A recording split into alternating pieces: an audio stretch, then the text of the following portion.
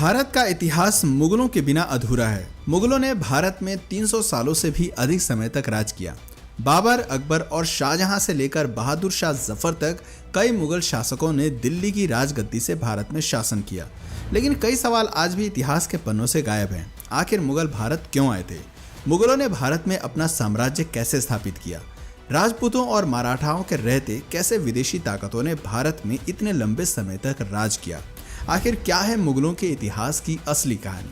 आइए इसके बारे में थोड़ा डिटेल में समझते हैं। दोस्तों, अगर बाबर हिंदुस्तान न आता तो भारत में मुगल साम्राज्य की स्थापना नहीं होती। भारत में कभी लाल किला, ताजमहल जैसी भव्य इमारतें न देखने को मिलती। बाबर का असली नाम जहीरुद्दीन मोहम्मद था। उसका जन्म 14 फरवरी 1483 को फरजाना में हुआ था। फरजाना आज के समय में उज्बेकिस्तान के अंतर्गत आता है। बाबर को तैमूर और चंगेज खान का वंशज भी माना जाता है। केवल 12 वर्ष की उम्र में ही बाबर ने फरजाना की राजगद्दी संभालनी शुरू कर दी थी। ये बात बाबर के कुछ रिश्तेदारों और अंकल को रास नहीं आई और उन्होंने बाबर को हटाने के लिए षड्यंत्र बनाने शुरू कर दिए। बाबर को फरजाना और समरकंद से बेदखल कर दिया गया। कई सालों बाद साल 1504 में बाबर ने अफगान की राजधानी काबुल को जीत लिया और अपनी सत्ता स्थापित की। लेकिन बाबर सिर्फ काबुल से संतुष्ट होने वाला नहीं था, वो अपने साम्राज्य का विस्तार करना चाहता था। बाबर जानता था कि यदि उसे साम्राज्य का विस्तार करना है तो इसके लिए धन दौलत की भी जरूरत होगी और उस समय भारत से ज्यादा धन शायद ही किसी और के पास था। दुनिया भर में उस समय भारत को दुनिया में सोने की चिड़िया कहा जाता था। 1525 में बाबर ने भारत में एंट्री करने की योजना पर काम करना शुरू किया। भारत को गुलाम बनाने और यहाँ राज करने के उद्देश्य से उसने भारत का रुख किया। उस समय हिंदुस्तान में लोधी वंश का राजा इब्राहिम लोधी का शासन चल रहा था। इसके अलावा राजस्थान में राजपुताना का शासन चल रहा था, तो वहीं साउथ में विजयनगर अंपायर अपने पैर पसार रहा था। इब्राहिम लोधी बहुत सनकी था। उसे कुर्सी से हटाने के लिए उसके चाचा अलाउद्दीन लोधी और पंजाब के गवर्नर दौलत खान ने एक प्लान बनाया और काबुल से बाबर को भारत आने का निमंत्रण भेजा। बाबर को तो जैसे इसी मौके का इंतजार था और तुरंत ही अपनी सेना के साथ उसने भारत की ओर रुख कर दिया। 15 दिसंबर 1525 को उसने सिंधु नदी पार की। बाबर के पास सिर्फ 12,000 की सैनिकों की टुकड़ी थी। सिंधु नदी को पार करते ही बाबर ने पंजाब प्रांत को जीतना शुरू कर दिया। बाबर के पास दमदार आर्मी के साथ ही तोपखाने और बारूद यानी कि गन पाउडर भी था। बैटल ऑफ पानीपत भारत की धरती पर लड़ा गया पहला युद्ध था जिसमें गन पाउडर का इस्तेमाल किया गया था। बाबर एक कुशल आर्मी कमांडर भी था। उसे युद्ध का बहुत अच्छा खासा तजुर्बा था, साथ ही उसकी स्ट्रेटजी भी कमाल की थी। वहीं दूसरी ओर इब्राहिम लोधी के पास 1 लाख सैनिकों की विशाल आर्मी थी, जिसमें पैदल सैनिक, हाथी, घोड़े, बैलगाड़ियां सब कुछ थी। इतनी बड़ी सेना को देखकर भी बाबर का हिम्मत डगमगाया नहीं। वो काफी बहादुर योद्धा माना जाता था। काबुल सहित पूरे अफगानिस्तान और उज्बेकिस्तान में आज भी बाबर को एक महान योद्धा के रूप में जाना जाता है। कई जगह उसके पुतले भी लगे हैं। वहां के लोगों को बताया जाता है कि बहुत कम सेना के साथ बाबर ने भारत पर फतह हासिल की थी। पानीपत दिल्ली से करीब 60 किलोमीटर की दूरी पर स्थित है और वर्तमान समय में हरियाणा का एक जिला है। बाबर ने इब्राहिम लोधी को युद्ध के लिए ललकारना शुरू किया। अपनी रणनीति वो पहले ही बना चुका था। उसने दुश्मन के इलाके में एक खाई खुदवाई जिससे कि लोधी की सेना ज्यादा फैलाव न कर पाए और बाबर की सेना को आसान टारगेट मिल सके। बाबर की सेना के कुछ लोगों ने कहा कि हमें वापस लौट जाना चाहिए, लेकिन बाबर ने वापस जाने से साफ इनकार कर दिया। उसने कहा कि हम इतनी दूर आए हैं तो अब दिल्ली जीते बिना वापस नहीं लौटेंगे। बाबर अपनी सेना की प्लानिंग भी बहुत अच्छी तरीके से करता था। सबसे आगे स्काउट्स खड़े होते थे जो दुश्मन सेना की खबर बाबर तक पहुंचाते थे। उसके पीछे बैलगाड़ियां लाइन से खड़ी कर देता था। सभी बैलगाड़ी को चमड़े की बेल्ट से बांध दिया जाता था और उनमें थोड़ा थोड़ा गैप छोड़ दिया जाता था। उन गैप्स में सैनिक तीर कमान लेकर खड़े होते थे और बीच में थोड़ी थोड़ी दूरी पर ही तोपखाने भी तैनात कर दिए जाते थे। सैनिकों के पास जो तीर कमान होते थे वो भी कोई साधारण नहीं थे। उनकी डोरी खींचने में ही काफी ताकत लगती थी। एक तीर 600 मीटर की दूरी तक जा सकता था, जो करीब 7 फुटबॉल के स्टेडियम के बराबर है। हर 5 सेकंड में सैनिक तीर चला सकता था और एक तीर 4000 पाउंड का फोर्स क्रिएट कर सकता था। बाबर के पास एक वेल ऑर्गेनाइज्ड आर्मी थी। दूसरी ओर लोधी की सेना ने भी मैदान में डेरा डाल दिया, जिसमें 1 लाख से अधिक सैनिक थे। लेकिन इतिहासकारों ने लोधी की सेना को सेना न कहकर बल्कि मेले का नाम दे दिया। बाबर और लोधी दोनों ही सामने वाली सेना के पहले आक्रमण करने का इंतजार कर रहे थे। बाबर जानता था कि उसने पहले अटैक किया तो उसके जीतने की संभावना कम हो जाएगी। 19 अप्रैल 1526 की रात को वो अपनी सेना की एक छोटी सी टुकड़ी को लोधी के कैंप में भेजता है। जैसे ही कुछ सैनिक लोधी के कैंप के पास पहुंचे, लोधी की सेना ने उन पर हमला कर दिया। बाबर के सैनिक वापस लौट आए और कुछ सैनिकों की मौत भी हो गई। इससे लोधी खुश हो गया और सोचने लगा कि बाबर की सेना को हराना काफी आसान है। लेकिन असल में बाबर ने तो मछली पकड़ने के लिए सिर्फ दाना फेंका था। 21 अप्रैल 1526 की सुबह लोधी की सेना ने बाबर की सेना पर अटैक कर दिया। लोधी की सेना बाबर के सैनिकों द्वारा बनाए गए ट्रेंच में गिर गई। वहां से बाहर निकलने में उन्हें जितना समय लगा, इतनी देर में बाबर ने तोप चलाने का आदेश दे दिया। लोधी ने सेना में सबसे आगे 300 हाथी तैनात किए थे। उसे लग रहा था कि हाथी जल्दी ही सामने वाली सेना को पछाड़ देंगे, लेकिन होता इसके बिल्कुल विपरीत है। तोपखानों की आवाज से हाथियों ने अपना संतुलन खो दिया और अपनी ही सेना को नुकसान पहुंचाना शुरू कर दिया।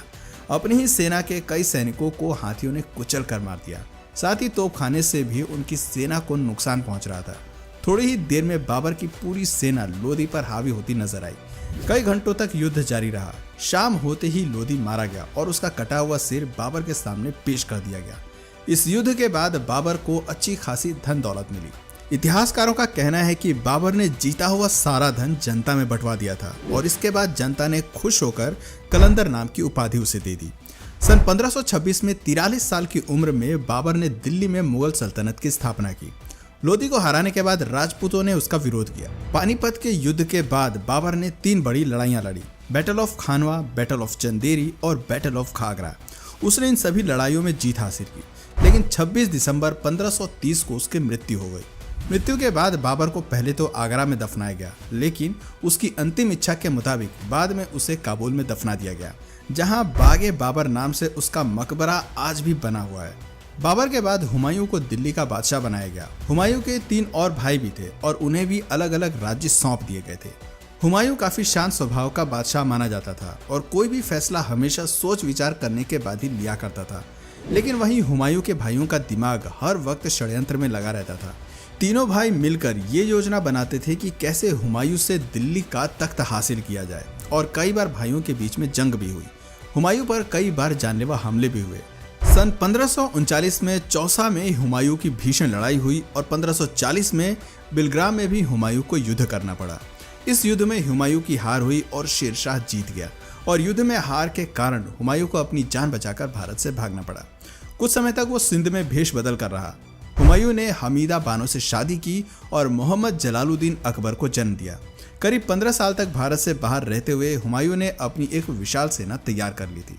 साल 1555 में हुमायूं को फिर से दिल्ली फतेह करने में कामयाबी मिल गई, लेकिन इसी वर्ष लाइब्रेरी में सीढ़ियां चढ़ते वक्त उसका पैर फिसल गया और उसकी मौत हो गई।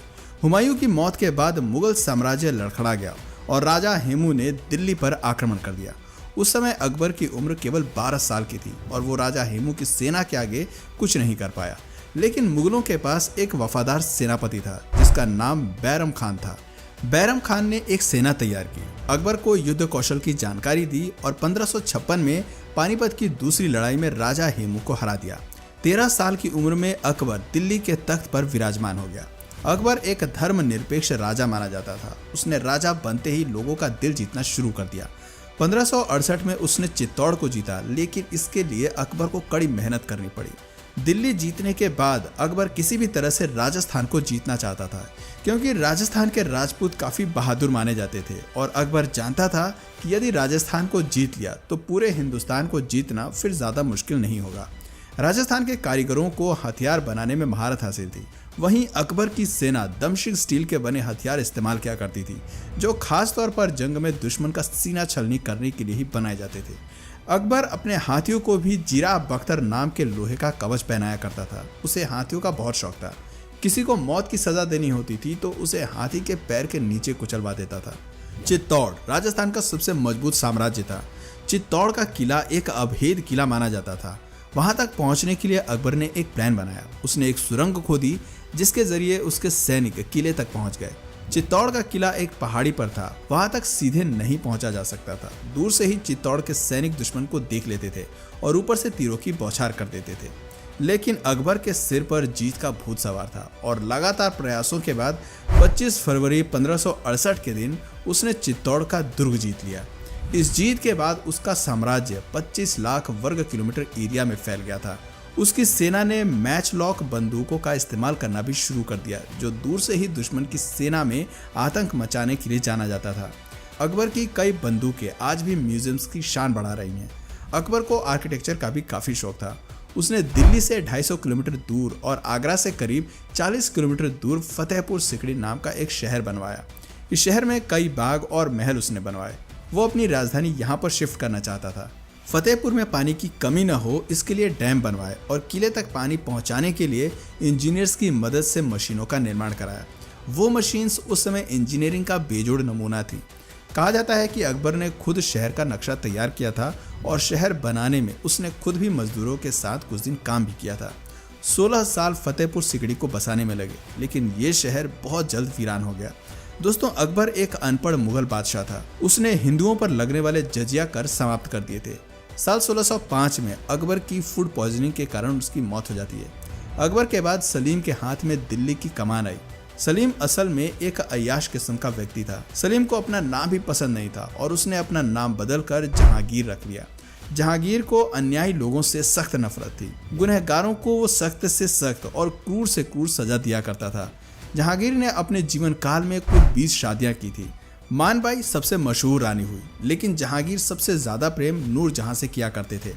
जहांगीर के शासनकाल में ही अंग्रेजों ने भारत में आकर ईस्ट इंडिया कंपनी की स्थापना की थी और व्यापार करने की इजाजत मांगी थी। 20 बीवियों से जहांगीर की कई संतानें हुई, लेकिन उसका केवल एक पुत्र ही जीवित रहा, जिसका नाम खुर्रम खान उर्फ शाहजहां रखा गया। सन 1627 में जहांगीर की मौत के बाद शाहजहां दिल्ली का बादशाह बना।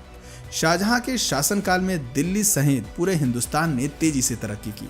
दुनिया का 1/4 सामान का प्रोडक्शन केवल भारत में ही हो रहा था। आर्थिक तौर पर दिल्ली मजबूत होता गया। आर्ट और आर्किटेक्चर को भी उस दौर में काफी बढ़ावा मिला। मोती मस्जिद, विश्व प्रसिद्ध ताजमहल, दिल्ली का लाल किला, दीवाने आम और दीवाने खास जैसे कई नायाब नमूनों का निर्माण शाहजहां ने ही करवाया था। शाहजहां ने अपने लिए एक मयूर सिंहासन भी बनवाया था, जिसमें कई बेशकीमती हीरे जड़े हुए थे। लेकिन 1639 में ईरान के राजा नादिर शाह ने युद्ध में शाहजहां को परास्त कर दिया था और इसके बाद नादिर शाह अपने साथ मयूर सिंहासन वापस ले गया था। शाहजहां जब बूढ़ा होने लगा तो उसने अपना राजपाट बेटों को सौंपने का फैसला किया। शाहजहां ने अपने बड़े बेटे दारा शिकोह को दिल्ली की राजगद्दी सौंपी। दारा शिकोह सभी धर्मों का आदर किया करता था और एक न्यायप्रिय राजा था। लेकिन दारा शिकोह के राजा बनते ही शाहजहां के तीसरे बेटे औरंगजेब को हजम नहीं हुई। औरंगजेब ने सन 1658 में अपने भाई के खिलाफ युद्ध छेड़ दिया और दिल्ली का बादशाह बन गया। बादशाह बनते ही औरंगजेब ने अपने पिता को आगरा के किले में बंद करवा दिया और अपने भाई को मौत के घाट उतार दिया। औरंगजेब कितना क्रूर था, इसका अंदाजा आप इस बात से लगा सकते हैं कि भाई के मौत के बाद उसका गला धड़ से अलग करके औरंगजेब अपने पिता के पास ले गया था। औरंगजेब के बादशाह बनते ही हिंदुओं पर अत्याचार करने उसने शुरू कर दिए। जगह जगह मंदिर तुड़वाकर मस्जिदों का निर्माण कराया। कई हिंदुओं का जबरन धर्म परिवर्तन किया गया। उसके शासनकाल में ही हर जगह कत्ले आम हो रहा था। ये बातें मराठा, मारवाड़ा, राजपूत सहित कई हिंदू राजाओं को पसंद नहीं आई और औरंगजेब के खिलाफ युद्ध का शंखनाद कर दिया। औरंगजेब युद्ध में घायल हुआ और करीब 3 महीने तक वो बिस्तर पर ही रहा और सन 1707 में बिस्तर पर ही उसने दम तोड़ दिया। औरंगजेब की मौत के बाद मुगल साम्राज्य धीरे धीरे अंधेर की ओर बढ़ने लगा। इसके बाद दिल्ली में कई मुगल बादशाह बने, लेकिन किसी में भी वो बात नहीं थी जो अभी तक के सभी मुगलों में थी। सन 1707 से 1712 तक बहादुर शाह प्रथम ने राज किया। उसके बाद जहांदर शाह, फारुखसियार, मोहम्मद शाह रंगीला, आलमगीर, शाहजहां तृतीय, अकबर द्वितीय सहित कई राजा हुए। किसी ने भी बहुत अधिक समय तक राज नहीं किया और बहुत कम समय में ही दिल्ली के बादशाह बदलते रहे। वहीं दूसरी ओर अंग्रेज लगातार मजबूत हो रहे थे और कई राज्यों में मुगलों के शासन का अंत हो चुका था। मुगलों के अंतिम शासक बहादुर शाह जफर द्वितीय हुए, जिनकी मौत सन 1862 में म्यांमार में हुई थी। लेकिन बहादुर शाह जफर की मौत से पहले ही मुगल साम्राज्य का अंत हो गया था। सन 1857 मुगल साम्राज्य का दिल्ली में अंतिम समय माना जाता है। तो दोस्तों, ये थी भारत में मुगलों के इतिहास की असली कहानी। दोस्तों, अगर इसी तरह के और भी इंटरेस्टिंग टॉपिक्स आपको पसंद है तो नीचे कमेंट सेक्शन में पार्ट 2 जरूर लिखिएगा। और अगर इस वीडियो से आपको कुछ नया जानने या सीखने को मिला या फिर इंटरेस्टिंग लगा तो प्लीज़ इस वीडियो को एक लाइक करके अपने फ्रेंड्स और फैमिली में से ज़रूर शेयर करें। और यदि आप इस चैनल पर नए हैं तो प्लीज़ इस चैनल को सब्सक्राइब करके बेल नोटिफिकेशन आइकन को ऑन कर लीजिए, ताकि हमारे आने वाले वीडियोस आप मिस ना करें। मिलते हैं फिर किसी वीडियो में नए टॉपिक के साथ, तब तक के लिए नमस्कार।